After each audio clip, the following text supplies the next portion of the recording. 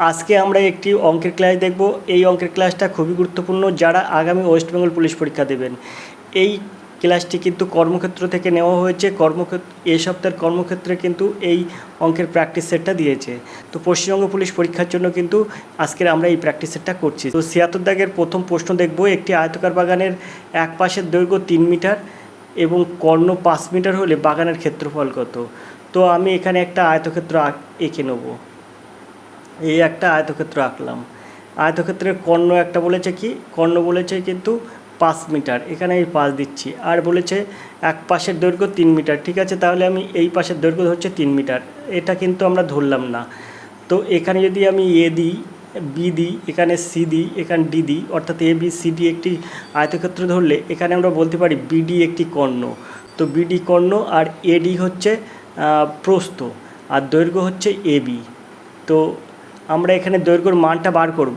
তো আমাদের সবার প্রথমে জানতে হবে কি, এখানে আমার উত্তর চেয়েছে বাগানের ক্ষেত্রফল কত। তো বাগানের ক্ষেত্রফল অর্থাৎ আয়তক্ষেত্রকার বাগানের ক্ষেত্রফলের সূত্র কি, সূত্র কিন্তু দৈর্ঘ্য গুণ প্রস্থ। তো আমার এক পাশের দৈর্ঘ্য দেওয়া আছে ৩ মিটার, তা আমি সেটা প্রস্থ ধরেছি ৩ মিটার। তাহলে আমরা দৈর্ঘ্য এখানে কিন্তু পাচ্ছি না। তার দৈর্ঘ্য পাবো কি করে? এখানে আমার কর্ণ দেওয়া আছে আর এক পাশের দৈর্ঘ্য ৩ মিটার দেওয়া আছে। তো এখান থেকে আমরা এই আয়তক্ষেত্রের দৈর্ঘ্যটা বার করব। সেই ক্ষেত্রে আমরা এখানে একটা, যখন আমরা কর্ণ টানছি, বিডি কর্ণ টানছি, তখন আমাদের কী হচ্ছে, এ বি ডি একটা ত্রিভুজ হচ্ছে। এই ত্রিভুজটা কিন্তু সমকোণী ত্রিভুজ হচ্ছে। যেহেতু আয়তক্ষেত্রের কর্ণ হয়ে গেছে, তাহলে এক পাশে একটা ত্রিভুজ হবে, সেটা কিন্তু সমকোণী ত্রিভুজ। সমকোণী ত্রিভুজের অতিভুজ হচ্ছে ৫ আর ভূমি হচ্ছে ৩। এখানে আমরা লম্বর মানটা বার করব। তো লম্বর মানটা সরাসরি কীভাবে বার করব? তো লম্ব স্কোয়ার সমান সমান হয়ে যাবে কিন্তু অতি স্কোয়ার মাইনাস ভূমি স্কোয়ার। তো এখান থেকে আমরা সরাসরি লম্বটা কী পাবো? এই স্কোয়ারের জন্য রুট দিলাম, অতি স্কোয়ার, অতি কত? অতি ৫, ৫-এর স্কোয়ার মাইনাস ভূমি কত? ভূমি ৩, তো 3-এর স্কোয়ার। তো এখান থেকে আমরা যদি করি, ৫-৫ = ২৫ করতে পারি আর ৩-৩ = ৯ করতে পারি। বিয়োগ করলে কত হয়? √১৬। √১৬ সমান সমান কত? ৪। তো এর সঠিক উত্তর হবে ৪। লম্ব হলো ৪। তার লম্ব ৪ হলে লম্বটাকে আমি কি ধরেছি?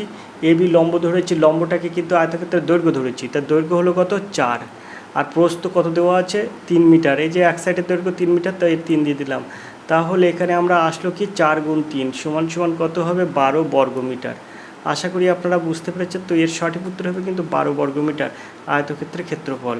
চলে যাব আমরা ৭৭ দাগের এই প্রশ্নে। প্রশ্ন আছে, আয়তক্ষেত্রের দৈর্ঘ্য 10% হ্রাস পেলে ক্ষেত্রফল অপরিবর্তিত রাখতে হলে প্রস্থ শতকরা কত বৃদ্ধি করতে হবে? অঙ্কটা কিভাবে আপনি সহজে সমাধান করবেন দেখুন। এই যে 10% হ্রাস পেয়েছে, তো এরকম অঙ্ক থাকলে আপনি এইভাবে করবেন। 10% হ্রাস পেয়েছে বলতে 10টা উপরে লিখবেন। হ্রাস পেয়েছে 10%, তার মানে 100 থেকে 10 কম, সেই ক্ষেত্রে আপনি 90টা নিচে দেবেন। এবার এটাকে আপনি গুণ করবেন 100 দিয়ে, তাহলে আপনার উত্তর হয়ে যাবে কিন্তু এই শূন্য আর এই শূন্য কাটবে, সেই ক্ষেত্রে আপনার 100/9 হবে। আর এটা সমান সমান আপনার হবে 11.1/9। এটাকে আপনি যখন পূর্ণসংখ্যায় ভাঙাবেন, তো 11.1/9% কিন্তু এর সঠিক উত্তর। বিদ্যাগ হবে সঠিক উত্তর। অর্থাৎ প্রস্থ শতকরা কত বৃদ্ধি করতে হবে? তো 11.1/9% বৃদ্ধি করতে হবে। ৭৮ দাগের প্রশ্ন আমরা দেখব। 7:40 ঘড়ির কাঁটা দুটির মধ্যে উৎপন্ন ক্ষুদ্রতম কোণটির মান কত? তো এটা আপনি কীভাবে সহজে সমাধান করবেন? শুধুমাত্র একটা সূত্রের সাহায্যে এটা সমাধান করবেন। সেটি হলো 11/2 m বিয়োগ 30h। তো সূত্র হচ্ছে এই 11/2 m বিয়োগ 30h। এবার এটাকে কিভাবে সহজে সমাধান করবেন দেখুন।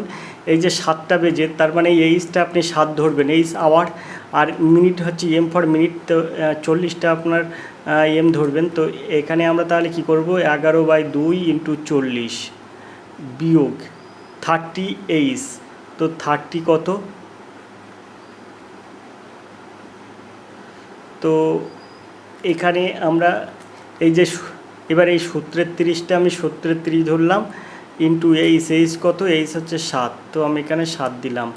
এখন এই 2 আর এই 40 কাটলে হয়ে যায় 20। 20 আর 11 যদি আপনি গুণ করেন তাহলে হয়ে যাবে 220। আর এই বিয়োগটা বিয়োগ দিলাম, 3 × 7 = 21, অর্থাৎ 210। এখান থেকে 220 থেকে 210 বিয়োগ করলে আপনার হয়ে যাবে 10। তো এখানে সঠিক উত্তর হবে কিন্তু 10 ডিগ্রি, সিদ্ধাগ হবে সঠিক উত্তর। আশা করি আপনারা বুঝতে পেরেছেন। অসহ্য গরমে কিন্তু ক্লাস নেওয়া যাচ্ছে না, তবুও আমি চেষ্টা করছি। 79-এর প্রশ্ন কী আছে? 79-এর প্রশ্ন আছে 60 লিটার দুধপূর্ণ পাত্র থেকে 10 লিটার দুধ তুলে 10 লিটার জল মেশানো হলো, আবার 10 লিটার মিশ্রণ তুলে 10 লিটার জল মেশানো হলো। এই ঘটনাটি আরও একবার করার পর পাত্রে দুধ ও জলের অনুপাত নির্ণয় করুন। তো এটা আপনি কিভাবে করবেন দেখুন, প্রথমে 10 লিটার তুলে নিচ্ছে, তার পরিবর্তে 10 লিটার জল ঢালছে, একবার হলো। তারপরে আবার 10 লিটার মিশ্রণ 10 লিটার তুলে নিচ্ছে, আবার 10 লিটার জল ঢালছে, দুবার হলো। এবার পুনরায় আরেকবার করতে বলছে, তার মানে আপনার 3বার হলো। সেই ক্ষেত্রে আপনার সূত্র হয়ে যাবে, অর্থাৎ সেই ক্ষেত্রে এই যে দুধের পরিমাণ, এই দুধের পরিমাণ এসে যাবে হচ্ছে 60 ইন্টু 10 লিটার করে তুলছে, তাহলে 50 ইন্টু 50 বাই 60 ইন্টু 60 ইন্টু আর একটা 60। তাহলে এই একটা 60 আর এই একটা 60 কেটে দিলাম, আর এই শূন্যটা কাটলাম, এই শূন্যটা আর এই শূন্যটা কাটলাম। এটাকে যদি আমি 6টাকে 2 দিয়ে কাটি, তাহলে এখানে 3 দিনও 6 হবে, আর 50টাকে 2 দিয়ে কাটলে এখানে হয়ে যাবে 25। তাহলে আমরা কত পাচ্ছি? এখানে 3 6 18 পাচ্ছি, আর এখানে 5 5 25, 25 25 625। তো এখানে হয়ে যাচ্ছে কত? 625/18। 625/18 কিন্তু দুধ আছে, আর জল আছে কতটা? জল আছে 60-এর থেকে 625/18 বিয়োগ করতে হবে। সেই ক্ষেত্রে কতটা জল আছে বার করা যাবে, কারণ শেষ পর্যন্ত কিন্তু 10 লিটার করে 10 লিটার তুলে নিলেও কিন্তু 60 লিটার কিন্তু পূর্ণ থাকছে, দুধ জলের মিশ্রণ 60 লিটারই থাকছে কিন্তু। তাই আমরা 60-এর থেকে 625/18 বিয়োগ করব। তো আমরা এই জায়গাটা একটু মুছে নিই, এই জায়গাটা একটু ফাঁকা আছে, এখানটায় আমরা করব। তো এখানে আমরা করছি দেখুন, 625, এই 60-এর থেকে 625/18, 625/18 বিয়োগ করুন। বিয়োগ করলে কত হবে সেটা দেখি। তো এখানে হয়ে যাবে হচ্ছে, এখানে বিয়োগ করলে হয়ে যায় 6 18 108, মানে 1080 বিয়োগ 625, আর নিচে হয়ে যাবে কিন্তু 18 লসাগু।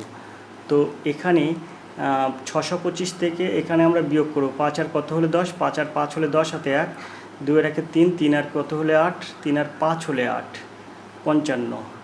আবার 6 আর কত হলে 10, 4 হলে 10, 455/18। তো জল হলো, এটা কিন্তু জল বার করলাম। তো জল আছে 455/18 লিটার, আর দুধ আছে কিন্তু 625/18 লিটার। এখন এটাকে আমরা কি করব? এটাকে আমরা অনুপাতে প্রকাশ করব, কারণ বলেছে দুধ ও জলের অনুপাত কত, তাই 625/18 এই জায়গাটায় দেবো।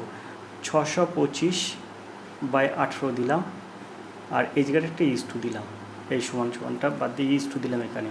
এই 18 কাটলো, আর এই 455কে যদি আমরা এটাকে যদি 5 দিয়ে কাটি, 655 আর এই 455 যদি 5 দিয়ে কাটি, তাহলে এখানে হয়ে যাবে 125, আর এই 455 হয়ে যাবে 91। 91কে 5 দ্বারা গুণ করলে হয়ে যাবে 455, আর 125কে 5 দিয়ে গুণ করলে হয়ে যাবে 625, অর্থাৎ 125:91।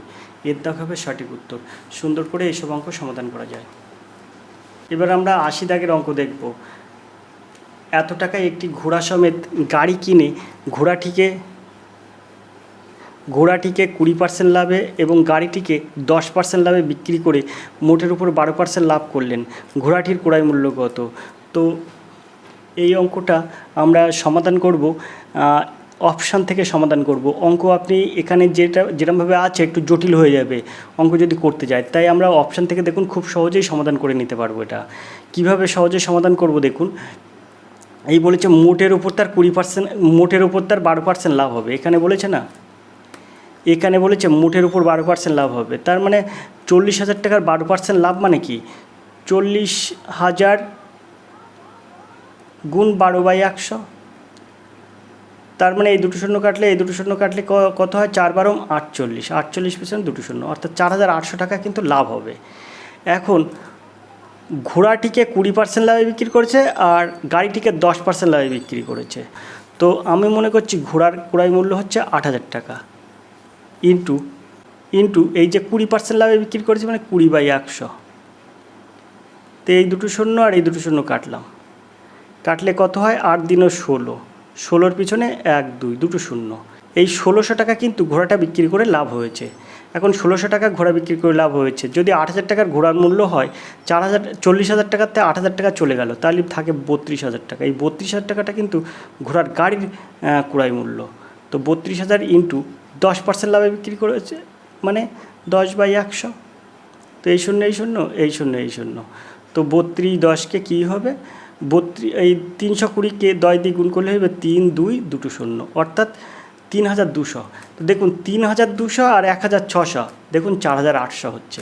তার মানে আমরা বলতে পারি এই ঘোড়াটি 8000 টাকায় কিনেছিল। দিক হবে সঠিক উত্তর। সুন্দর করে এসব অঙ্ক সমাধান করা যায়। আমার এখানে যেটা আছে এর অত ঝামেলায় যাওয়ার দরকার নেই, আমি এইভাবেই করতে পারবো। কারণ আপনি যখন দেখলেন 5000 টাকায় অতটা ডিস্টেন্স, তখন 8000 টাকায় আপনি ধরবেন। এই প্রথমে একটু সহজ ক্যালকুলেশানগুলো দেখতে হয়।